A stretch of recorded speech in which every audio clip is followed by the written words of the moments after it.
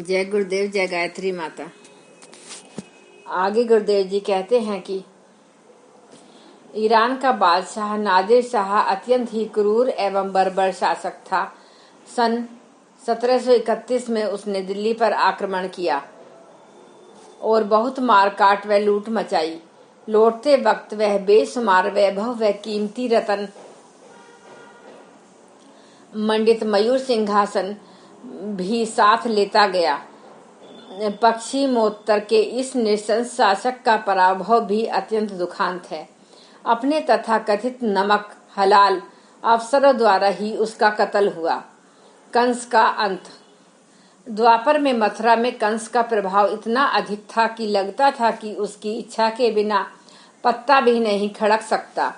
कहीं थोड़ी भी हलचल होने पर उसे उसके वफादार उसकी सूचना दे देते थे, परंतु दुष्ट की दुष्टता से अंदर अंदर सभी दुखी थे। इसका प्रमाण तब मिला जब कृष्ण ने कंस का वध करके सज्जन राजा उग्रसेन को पुनः सिंहासन पर बैठाया। कंस के मारे जाने का दुख किसी ने भी नहीं मनाया। चक्रवर्ती जरासंध अपने पौरुष के बल पर सम्राट की पदवी ले चुका था, परंतु उसके अपने निकट के साथी भी भीतर भीतर उसकी क्रूरता के कारण अब ऊब चुके थे, उससे मुक्ति पाने की प्रतीक्षा में थे। इसलिए श्री कृष्ण ने उससे सैन्य युद्ध लड़ा और एकाकी द्वंद्व से फैसला करने की राह चली। उसका भय हटते ही सभी सामंतों ने सुख की सांस ली। दुर्योधन की न चली। दुर्योधन ने राज्य अपने अधिकार में कर लिया था, परंतु जनता की आंतरिक सहानुभूति पांडवों के साथ थी। भयवश वे खुलकर तो सामने न आ सके, पर पांडवों की हर संभव सहायता होती रही। लाक्षागृह की योजना बड़ी गोपनीय थी, पर पांडवों को उसका भेद भी मिला था तथा निकलने की व्यवस्था भी बनी बनाई मिली। स्पष्ट था दुर्योधन का समर्थन भीतर से कोई नहीं करता था। सिकंदर का पश्चाताप। सिकंदर अपनी लिप्सा शांत करने के प्रयास में जीवन भर मार काट करता रहा। विश्व विजेता भी कहलाया, परंतु मरते समय जब उसने यह देखा कि जिसके लिए इतना अनाचार किया वह सब एकाएक यूं ही छूटा जा रहा है, तो उसे अत्यंत पश्चाताप हुआ। साथ ही जाने लायक संतोष कमाया नहीं था। सिकंदर फूट फूट कर रोया और कहा, मेरे खुले हाथ शव यात्रा में बाहर निकाल देना, ताकि लोग यह देख लें कि सिकंदर खाली हाथ गया। ऐसा ही पश्चाताप दुर्योधन को करना पड़ा था जब उसकी जांघ टूट चुकी थी। भगवान कृष्ण उसके पास पहुंचे जब उसने स्वीकार किया था कि धर्म अधर्म में पहचानता था, परंतु अपनी लिप्सा के कारण अधर्म से बच न सका, धर्म में प्रवृत्त न हो सका। अब पछताने से होता भी क्या है। नरक दर्शन। युधिष्ठिर को स्वर्ग ले जाते समय नरक दिखाया गया था। उसमें सबसे भीषण पीड़ा के स्थल को देखकर वे सिहर उठे। पूछने पर पता लगा कि वहां वे जीव भेजे जाते हैं जिन्होंने स्वार्थवश स्वयं पतन का रास्ता पकड़ा तथा अहंकारवश अपने प्रभाव से अनेकों को पतन के लिए प्रेरित किया। दूतों ने बतलाया कि यातना के बाद उन्हें नया जन्म तब मिलता है तो पीड़ित बनाकर भेजा जाता है, ताकि वे समझ सके कि पीड़ा किसे कहते हैं। मिलावट की क्रूरता। खाद्य पदार्थों में मिलावट के कुछ ऐसे प्रकरण प्रकट हुए हैं जिन्हें देखकर आश्चर्य होता है कि मनुष्य पिशाच कैसे बन गया। एक संपन्न परिवार का इकलौता बच्चा सामान्य रोग से सारे उपचारों के बावजूद मर गया। जांच से पता चला कि जो दवाइयां और इंजेक्शन दिए गए थे वे असली लेवल के नहीं थे। मसालों में धनियों के साथ पत्तियां ही नहीं, घोड़े की लीद भी मिलाई जाती है। मनुष्य की यह पैशाचिकता लिप्सा जन्य ही है।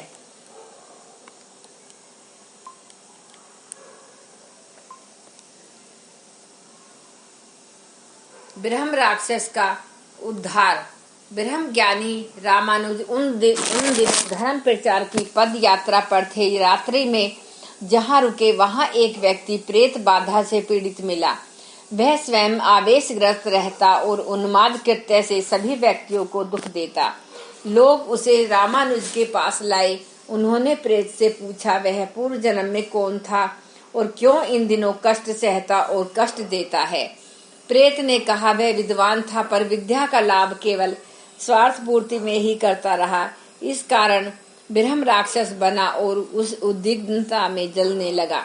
रामानुज ने प्रेत का मार्गदर्शन किया, समाधान कराया और विद्यादान का एक केंद्र स्थापित कराने के उपचार से सभी को उस विपत्ति से छुड़ाया।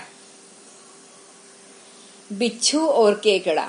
एक नदी तट पर बिच्छू और केकड़े के पास रहते थे। जान पहचान मित्रता के रूप में बढ़ने लगी। मिल जाते तो पुल घुल कर बातें करते। एक दिन बिच्छू बोला, मित्र, तुम्हें पानी में तैरते देखता हूँ तो आनंद भी आता है और ईर्ष्या भी। आनंद इस बात का कि तैरते समय तुम्हें कितनी प्रसन्नता होती है और ईर्ष्या इस बात से कि मैं वैसा भाग्यशाली न बन पाया जिससे कि तुम्हारी तरह तैरता और आनंद लेता।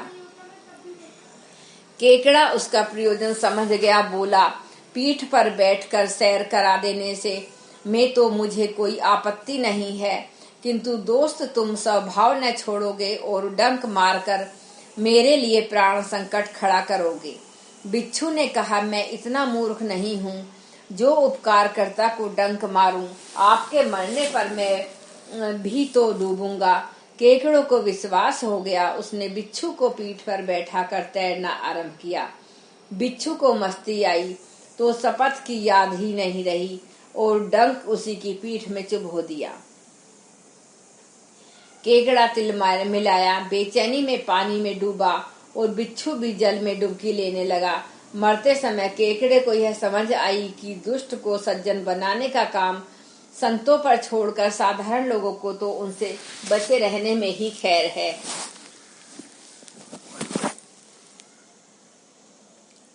तीसरा वर्ग देव मानवों का है कि वे लौकिक महत्वाकांक्षाओं को विसर्जित करके औसत नागरिक स्तर का निर्वाह स्वीकार करते हैं। परिवार छोटा रखते हैं, उसे स्वावलंबी सुसंस्कारी बनाते हैं। संग्रह की लालसा नहीं करते, बड़प्पन का दर्प दिखाने की भी इच्छा नहीं रखते और स्वेच्छा से ब्राह्मण वर्ती अपना लेते हैं। अर्थदेव मानव साधारण मनुष्यों में से ही उठकर आते हैं। हर व्यक्ति भगवान की सृष्टा की साकार प्रतिमा है। अब उसे यह बोध नहीं रहता कि वह क्या है, वह यहाँ क्यों आया है, तो प्रभु उसे बोध भी करा देते हैं। मनोकामनाओं के बंधन से छुड़ाकर उसे नर नारायण बना देते हैं।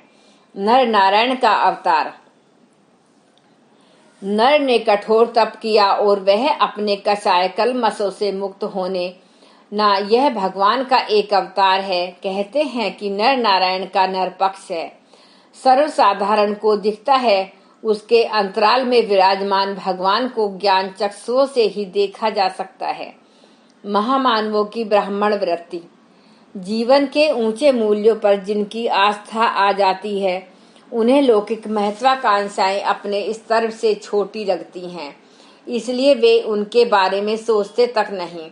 सादगी अपनाने तथा परिवार की संख्या तथा आवश्यकता न बढ़ देने से व्यक्तिगत आवश्यकताएं घट जाती हैं। यही ब्राह्मण वृत्ति है।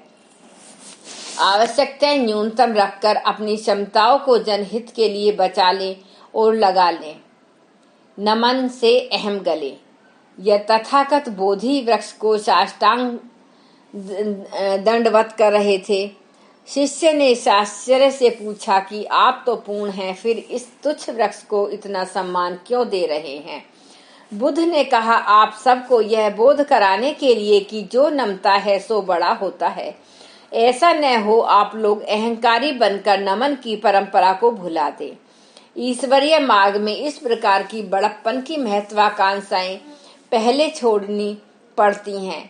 यह संस्कार बराबर जागृत रखना चाहिए। सादगी का सुख। 20वीं सदी के महान वैज्ञानिक आइंस्टीन बेल्जियम की महारानी के निमंत्रण पर ब्रुसेल्स पहुंचे। महारानी ने अनेक उच्च अधिकारियों को उन्हें लेने के लिए स्टेशन भेजा, किंतु सामान्य वेशभूषा और सीधे से आइंस्टाइन को वे पहचान ही नहीं पाए और निराश हो लौट आए। आइंस्टीन अपनी बैग उठाए राजमहल पहुंचे और महारानी को अपने आने की सूचना भिजवाई। जब रानी ने अपने अधिकारियों की अज्ञता के कारण असुविधा के लिए खेद प्रकट किया तो वे हंसते हुए बोले, आप जरा सी बात के लिए दुख न करें, मुझे पैदल चलना बहुत अच्छा लगता है।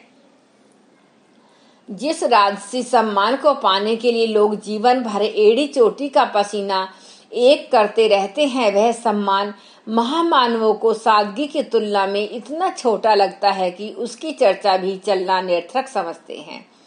चरवाहे की संपत्ति। ईरानी शहंशाह अब्बास शिकार के लिए जंगल भटक रहे थे। वहां उनकी भेंट एक चरवाहे बालक से हो गई। नाम था मोहम्मद अली बेग। चरवाहा होते हुए भी उसकी हाजिर जवाबी तथा व्यक्तित्व से शाह बड़े प्रभावित हुए और लौटते समय उसे भी अपने साथ ले आई। मोहम्मद अली बेग को राज्य का कोषाध्यक्ष बना दिया। यद्यपि वह एक निर्धन परिवार का था, फिर भी इतनी धन दौलत को देखकर उसका मन तनिक भी विचलित न हुआ।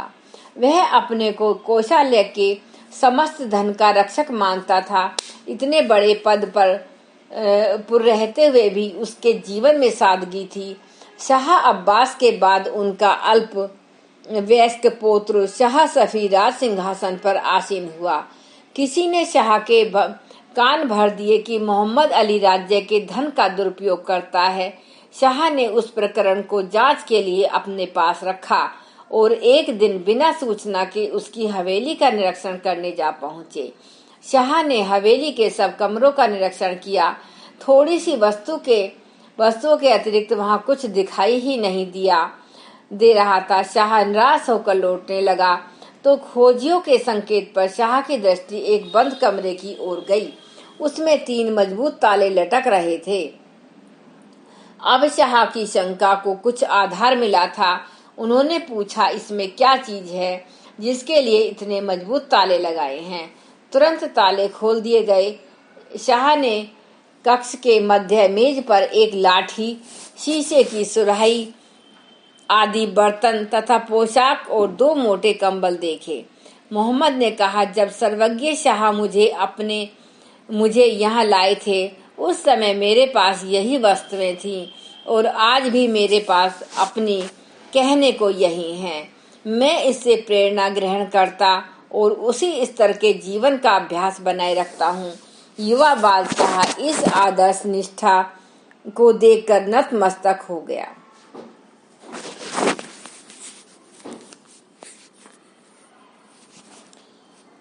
धन्यवाद।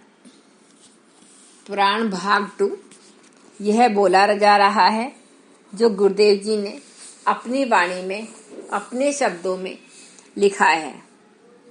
आप सभी श्रोतागणों से मेरा निवेदन है कि आप इसको बहुत ही ध्यान से सुनिए और इसके पहले वाले भाग सुनने के लिए आप इसके समस्त भागों को सुनना। धन्यवाद। एक बार गायत्री मंत्र हमारे साथ साथ। ओम भूर्भुवः स्वः तत्सवितुर्वरेण्यं भर्गो देवस्य धीमहि धियो यो न प्रचोदयात्। जय गुरुदेव, जय गायत्री।